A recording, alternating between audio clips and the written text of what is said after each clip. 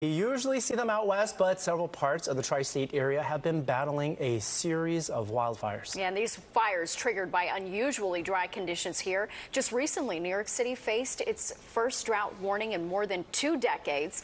A statewide burn ban will be in effect until November 30th. Brush fires ripped through some of the city's major parks like Prospect, Courtlandt, and Inwood Hill. An 18-year-old Parks Department employee tragically died in the Orange County fire.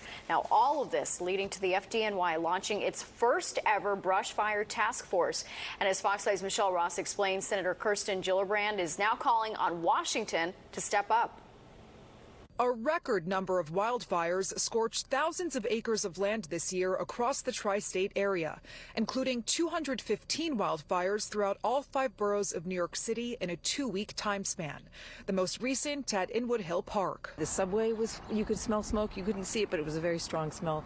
And then walking up out of the train into my building, it was like there was a bonfire. New York State Senator Kirsten Gillibrand is urging congressional leaders in a letter for a disaster relief package to help with recovery and prevention efforts. Gillibrand is grouping in other disasters across the country, including the recent hurricanes in the South, and she's asking for $100 billion in federal funding. This is a problem that we simply can't ignore.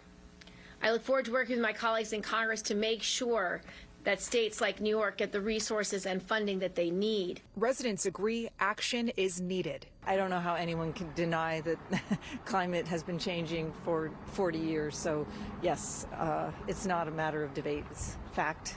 And we have to act quickly if we're going to have any hope. The FDNY is also hoping for funding to properly train its members to respond to urban wildfires.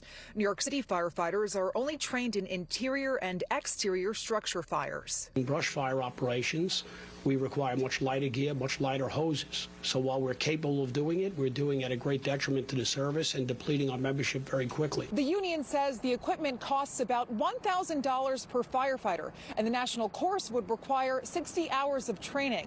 So if they can get that much-needed federal funding, they would like to see several hundred New York City firefighters trained in these types of settings. Reporting in Inwood, Michelle Ross, Fox 5 News.